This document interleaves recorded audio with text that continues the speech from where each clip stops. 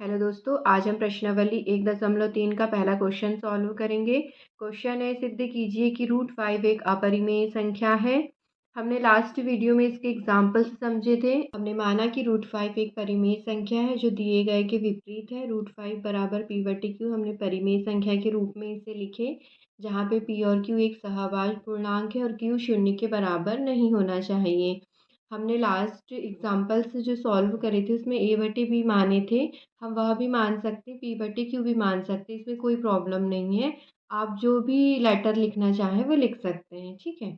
अब हम यह समझते हैं कि सहअभाज्य पूर्णांक क्या होता है। तो सहअभाज्य पूर्णांक मान लीजिए कि हमारे पास एक संख्या लिखी हुई है।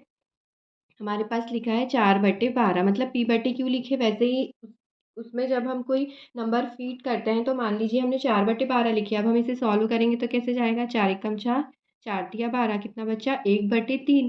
अब जब हम इसको सॉल्व करेंगे तो एक व संख्या स्वयं के अलावा कोई और संख्या जो कि इसको डिवाइड कर सके, मतलब कि 1/3 को या तो संख्या एक डिवाइड करेगी या पूरी संख्या स्वयं डिवाइड करेगी। इसके अलावा कोई और संख्या से भाग नहीं जा सकता। मतलब कि सहअभाज्य पूर्णांक क्या कहलाता है? तो सहअभाज्य पूर्णांक वह संख्या है जो लिखी हुई है, मतलब जो p/q के रूप में लिखी हुई है।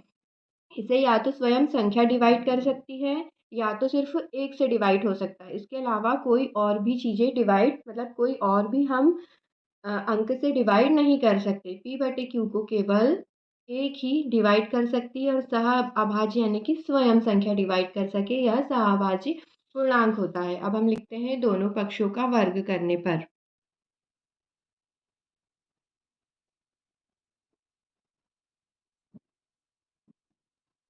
हमने लिखे दोनों पक्षों का वर्ग करने पर, मतलब ये वाला लेफ्ट साइड और ये राइट साइड, हम दोनों का वर्ग करेंगे तो इसमें आएगा √5 का स्क्वायर बराबर p/q का स्क्वायर।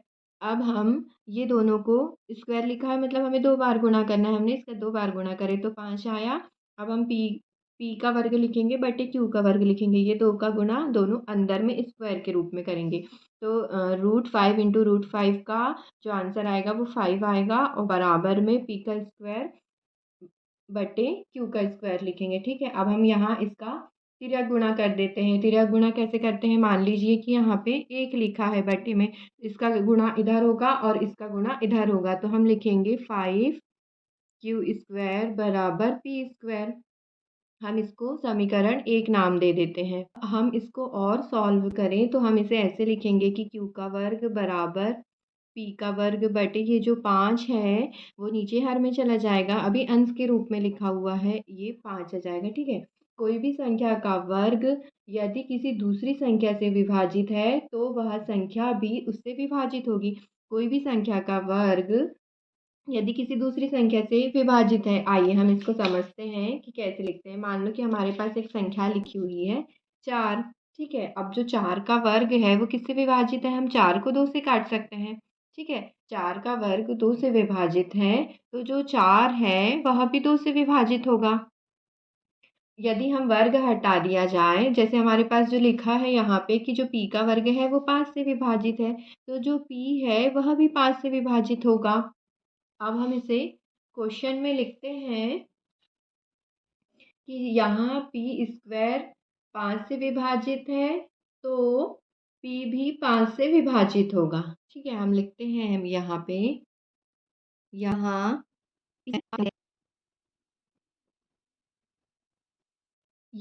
p² 5 से विभाजित है तो p भी 5 से विभाजित होगा, ठीक है। हम इसको स्थिति 1 दे देते हैं। जब ये 5 से विभाजित होगा तब p का एक गुणनखंड 5 होगा।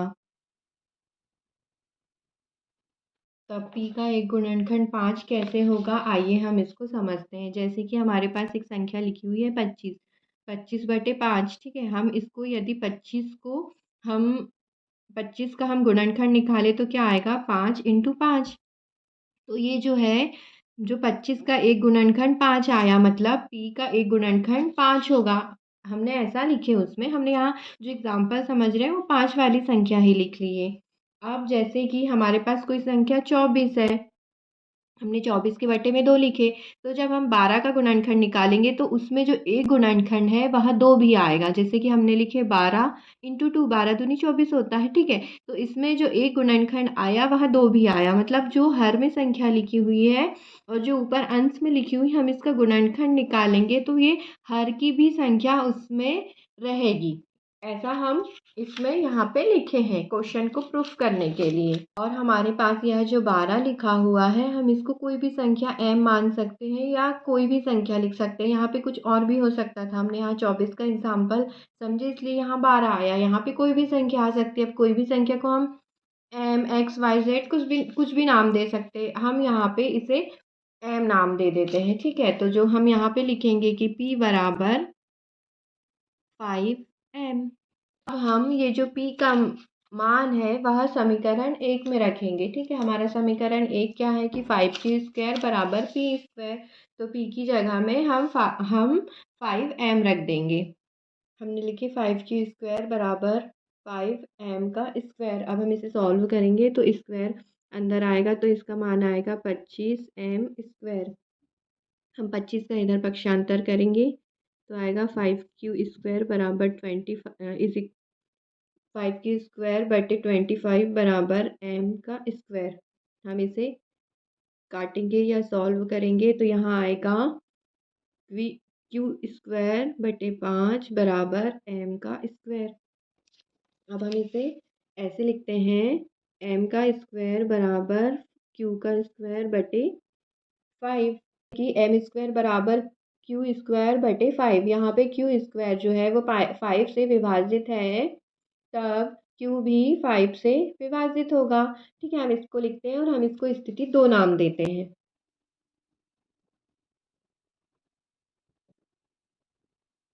स्थिति 1 और 2 को देखें तो p और q दोनों सहभाज्य पूर्णांक है और यह 5 से विभाजित नहीं है। या तो 1 से होगा या संख्या स्वयं से होगा या फिर p से होगा, पर 5 से विभाजित नहीं होगा। इससे यह प्रूफ होता है कि यह एक परिमेय संख्या नहीं है। स्थिति 1 और 2 से स्पष्ट होता है कि p बटे q एक परिमेय संख्या नहीं है।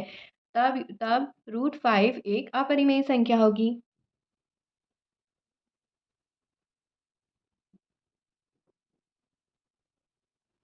आप इसको नोट भी कर सकते हैं दोस्तों, बहुत ही सिंपल क्वेश्चन था। और यदि आप इसको एक बार प्रैक्टिस कर लेते हैं तो आपको यहाँ बनने लगेगा। ऐसे ही वीडियो देखने के लिए आप मेरे चैनल को लाइक और सब्सक्राइब करें।